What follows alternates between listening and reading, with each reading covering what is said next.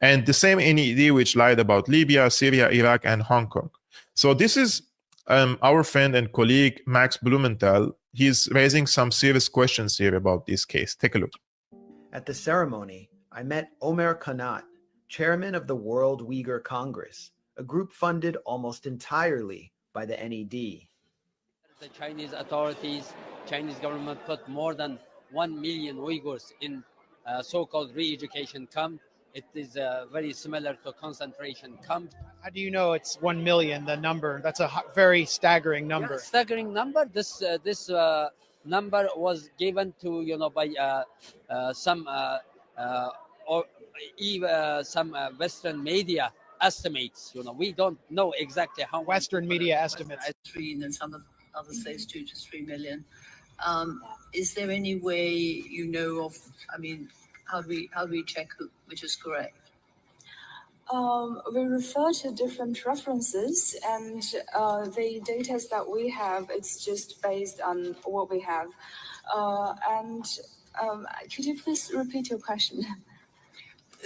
Really, I was trying to get the veracity of what numbers of people have actually been interned or been to these camps. Okay, as you said, it's 5,567 in total. We don't have this entire millions of references. It's not that everyone can come to us and report the data.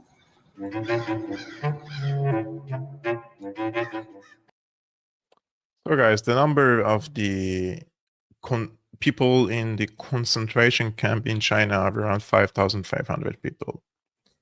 And this is what China says it's a de-radicalization or education camps for radical Uyghurs.